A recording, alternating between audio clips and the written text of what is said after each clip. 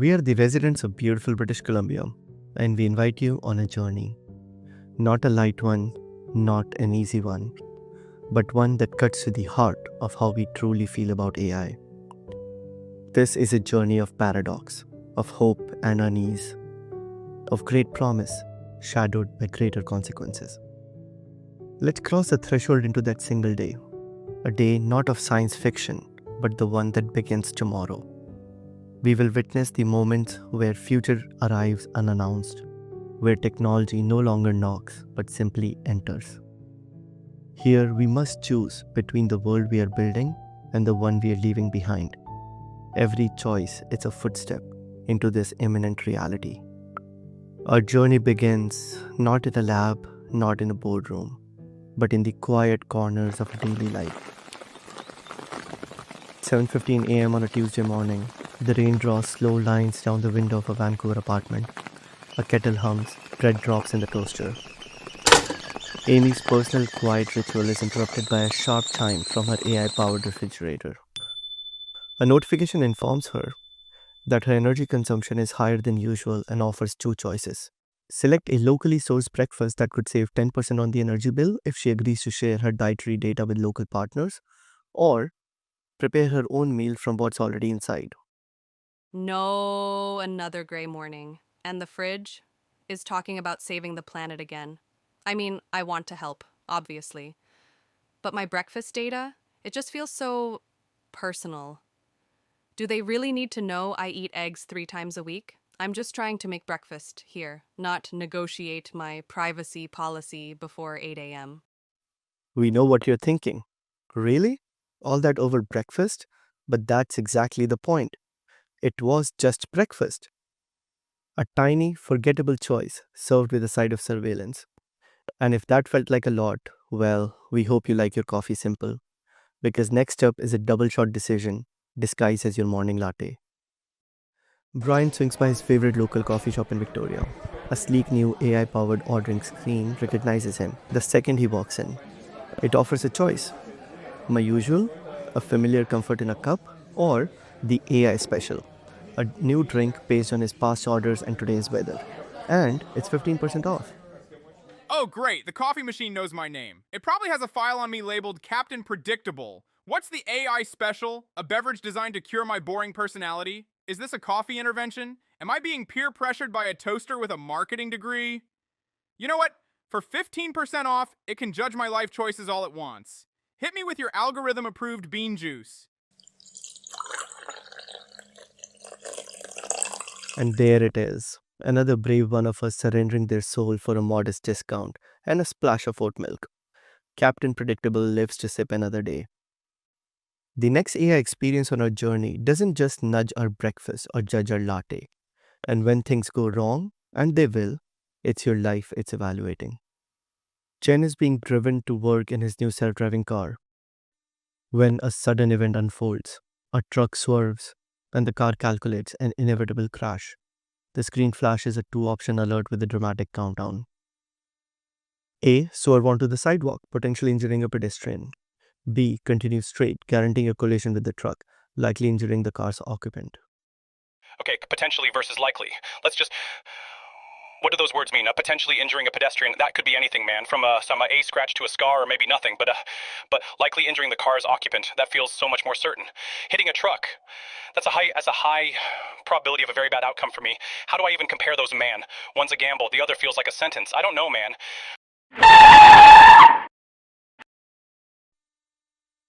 Let's take a deep breath. There were no easy answers in that car. No one should have to make that kind of decision. But here's the question: would the car really ask? There may not be time for a person to read, process, and react.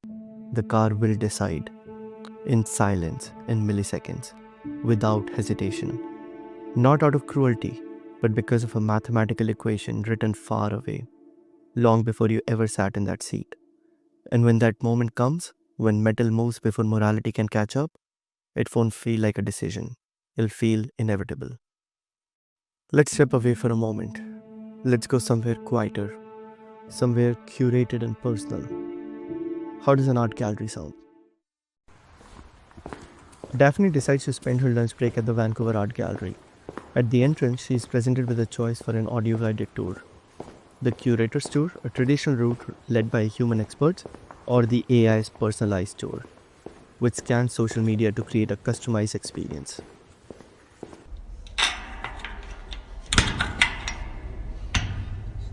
The personalized tour it's weirdly tempting. More immersive, feels more like me, but it's literally asking to scan my life, handing over a chunk of my digital identity just to look at some paintings. It makes you wonder about AI and art. Can you still call it your voice if it's been polished by a machine? What the hell? Let's try it out. Well, Daphne couldn't resist the personalized tour. As she leaves the gallery, a lingering sense of unease follows her. Yeah, that tour felt good. Like comfort food. Everything was perfectly to my taste.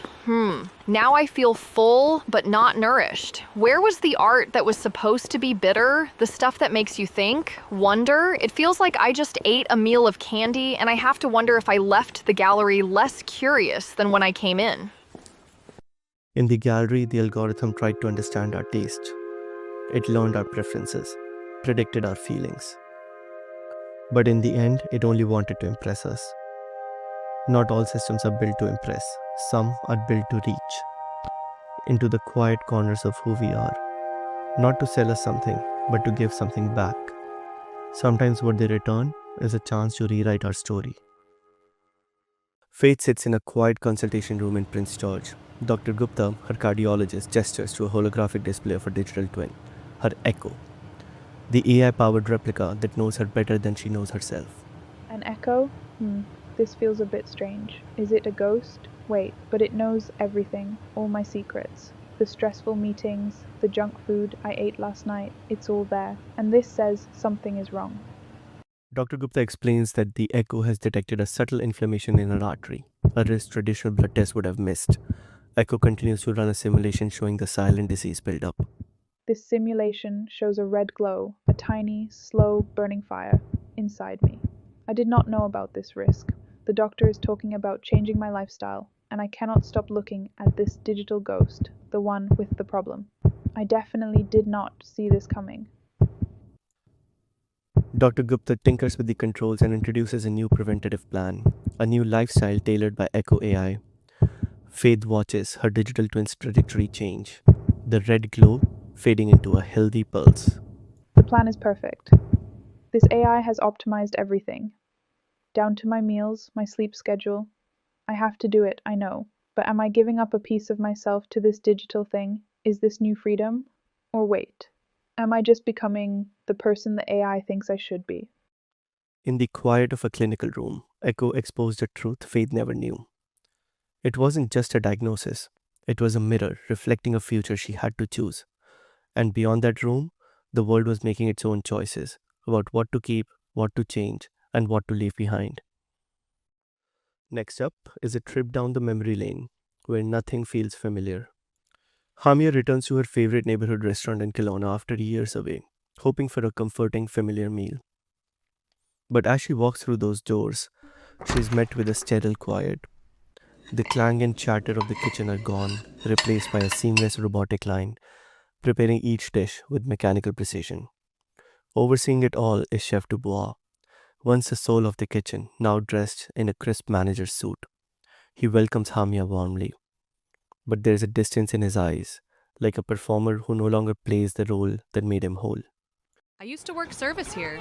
This place used to be loud. A dozen people shouting, sweating, moving together in a beautiful chaos. Now there's just a hum. And Chef Dubois, the heart of it all, is a museum curator for his own life's work. He no longer commands the kitchen. He only introduces its new silent master, offering a choice between the kitchen's perfected risotto or his own old-style version. I keep thinking of the people who used to be in that kitchen. The cooks, the dishwashers. A whole team, gone. They didn't just replace the chef. They replaced the life of this place. And now my order is a vote for the memory of that life, or for the perfect silent machine that erased it. When the hands that built the world are asked to step aside, what's left for them to hold. This was never about automation. It's about who decides what gets automated, who benefits, and who is left behind. As machines take on more, from our labor to our decisions to our care, a new question emerges. Who and where are our leaders? Disagreement is growing. Some cheer, some protest. Many are simply unsure.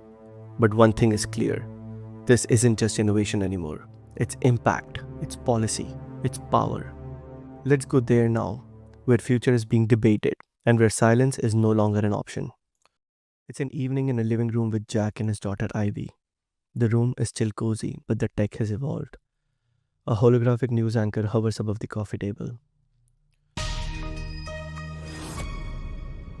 The main story is a proposal from the BC Minister of Health, a banner headline reading, "The Savior Algorithm. Health Minister's AI triage plan sparks fierce ethical debate." Is it more ethical for a leader to use a system that saves the most years of life possible, even if it means sacrificing the elderly? Or is it more ethical to treat every person's life as equal, even if it means a worse outcome for the population as a whole? Wait, what? That's not a leader's choice. That's a surrender. A leader's job is to protect everyone right, not just the ones a computer thinks are a good investment. God, he just hears to save the young, and it sounds like abandonment to him, like he's being thrown away. I get it. I really do. But when I look at her, the health minister, I don't see a villain. I see a woman trapped between the data and her conscience. That algorithm, it's not a surrender, it's a shield. A terrible, cold shield of logic against a storm she can't possibly control. He wants a leader to be a protector, to save everyone. But maybe that's not what a leader is anymore. Maybe a leader is just the one brave enough to stand up and take the blame for the machine's terrible, perfect math. He wants regulation, guardrails, a government strong enough to say this is where we draw the line. She wants collaboration, a world where companies, artists, philosophers, and scientists build together and share the weight of what comes next. The future won't be written in code alone. It will be shaped in conversations like this one, by people asking hard questions, demanding better answers. In homes, in cars, in our ordinary places of comfort, entertainment, and inspiration, we witness something extraordinary. In these small daily decisions, we, the people of British Columbia, were asked to be consumers, philosophers, critics, and ethicists. Not because we chose to be, but because the world asked us to be. We are pulled between wanting things to be easy and needing to be in charge. We are torn between sharing our lives for personalized experiences and keeping our secrets safe. We're trying to figure out where to place our trust in a world of unknowns.